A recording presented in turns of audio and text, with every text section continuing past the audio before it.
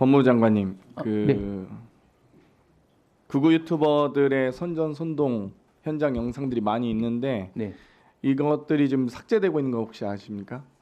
개별 사건까지 구체적까지는 모르실 수 있는데 유튜브 한여의 라이브, 또 신남성연대, 용만 전성시대, 김사랑 시인 등이 혁명이다, 후문으로 갑시다, 법원 창문 파손 시범을 하는 등 확실한 범행이 영상들이 많이 있고 또 이걸 삭제하고 있습니다. 이 영상을 보면 살인미수죄, 특수건조물 침입죄, 공용물 손상죄, 특수공무집행 방해 치상, 소유죄 등이 우려가 있는데 거기에 대해서 전원 다 수사해 받아야겠죠. 강력하게 처벌해야 되고요. 기본적으로 이 집회가 이 폭력성을 띠게 된 경위에 대해서는 철저한 수사가 필요하다고 생각합니다. 아니, 그러니까 경위도 있겠지만 폭력 행사한 것 자체는 엄중하게 처벌해야죠. 네, 그렇습니다. 예. 사실 방금 우리 존경하는 송석주 의원께서 있어서는 안 될 비상계엄이라고 표현을 잘 해주셨는데 이 비상계엄으로 인해서 군인들이 국회에 쳐들어오니까 이제 폭도들이 법원을 쳐들어가는 겁니다. 나라가 이렇게 무너져 망가지고 이래서 되겠습니까? 거기에 대해서 엄정한 처벌 부탁드리겠습니다. 천대엽 처장님, 예, 지금 유튜버들이 영상을 잘 올려줬다가 또 삭제하고 있는데 법원 CCTV나 서버 랜선 뽑고 물을 붓고 뭐 여러 가지 훼손 우려가 있었습니다. 법원 서버에는 이상 없으시죠? 저희들은 이제 확인 그리고 복구 중에 있는 것으로 알고 있습니다. 혹시 법원 직원들 중에서 혹시 다치신 분이 계신가요? 아까도 말씀드렸지만 물리적인 신체적인 피해를 입은 분은 없지만 정신적인 충격을 받은 분들은 적지 않게 있는 것으로 알고 있습니다. 네, 두 번째 영상 좀 틀어주세요.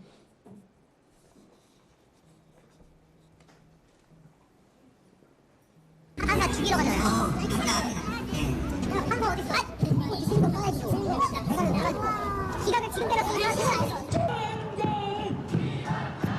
네, 판사 죽이러 가자.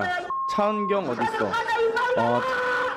지지자들은 경찰 저지를 네, 뚫고 꺼주세요. 법원 네, 청사 영상. 2층과 3층 네, 특정인을 이렇게 지목해서 죽이러 가자라고 버젓이 이야기하는 게 이거 사실상 살인 행위에 착수가 있었다고 봐야 되지 않겠습니까? 어제 현장을 목격한 제 입장에서는 더 충격으로 다가온 장면입니다. 살인 미수로 혹은 살인 예비 음모로 강력하게 전 처벌해야 한다고 생각합니다. 이런 발언을 했거나 거기에 대해서 동조하고 실제 범행에 가담한 사람이 있다면 강력하게 처벌해야 된다고 생각하고요. 거기에 대해서 당연히 법원행정처에서는 그 역할을 하시라 믿습니다. 예. 그러면 여기 지금 집단으로 법원 유리창 깨부수고 건물 침입한 행위는 특수주거 침입죄죠?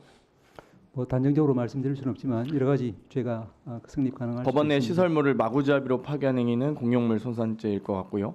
경찰의 무기를 빼앗고 방패까지도 빼앗고 상해를 입히고 지금 46명 정도 지금 다친 것으로 알려지고 있는데 특수공무집행 방해치상죄 성립을 할 것 같습니다.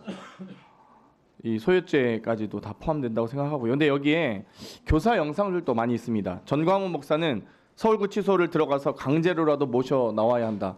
어떻게 강제로 모셔 나올 수 있습니까? 그러면 교정 인원들과 당연히 물리적, 집단적 폭력 사태를 유도한 것 아니겠습니까? 말씀드린 것처럼 이제 대법관님들 중에는 그와 같은 혹시 사정이가 있었다고 하면은 그런 부분에 대해서도 철저한 수사가 필요하다. 또한 6, 7억에 이르는 손해배상 부분에 대해서도 불법 가담자에 대해서는 철저하게 손해배상 책임을 지울 필요가 있다. 이런 말씀하신 분들도 있습니다. 네. 석동일 변호사는 벌금 모아서 내면 되는 거 아니냐. 벌금 내가 내줄게. 라는 발언을 했습니다. 신혜식 자유통일당 홍보부장은 대통령이 체포되면 목숨 걸고 차벽이고 뭐고 다 때려 부수고 들어가서 우리가 즉결 처형할 겁니다. 라는 발언을 버젓이 하고 있습니다. 근데 2017년에도 종광용 이 박사모 회장이 폭력 시위 선동 혐의로 징역 1년 6월, 집유 2년 받았습니다. 근데 저는 이때보다 더 심각하다고 봅니다. 선동 정도 한 게 아니고 실제로 이 소유 사태를 조장하고 실제 소유 사태가 일어났기 때문에 이 박상용 회장보다 훨씬 더 이 정광용 회장보다 훨씬 더 강력하게 처벌해야 된다고 생각합니다. 네, 동의하시라 믿고요. 이번 서부지법 폭동 사태의 이 17명 월담 인원들을 이제 이 폭동의 시작이라고 보는데 윤상현 의원이 여기에 대해서 관계자와 이야기했고 곧 훈방할 것이라는 발언을 했습니다. 그러니까 이 17명의 월담부터 시작해서 이 폭동을 일으켜도 국민의힘에서 도와주나 보다라고 생각할 수 있지 않겠습니까? 조사 후 곧 석방될 거예요. 경찰에 대한 외압으로 인해서 폭력 난동이 선동됐다? 이게 있을 수 있는 일입니까? 경찰이 시위대를 그런 폭동하게 유도했다는 말입니까? 거기에 대해서 권영세 비대위원장 일부 시민들의 거친 항의가 있었다. 처장님 보시기에 그 거친 항의 정도였습니까? 항의가 물건을 깨부수고 서버를 훼손하고 그렇게 항의를 합니까? 어떤 맥락에서 폭력 나온- 사태죠. 지금 제대로 된 상황 인식도 못 하고 계신 거예요. 권영세 비대위원장이. 권성도 원내대표 폭력 사태의 책임은 경찰에도 있다? 이게 있을 수 있는 발언입니까? 이런 발언들이? 윤석열 옥중 입장을 통해 강경 대응보다 관용적 자세로 원만하게 사태 풀어나길 바란다? 어떻게 원만하게 풉니까?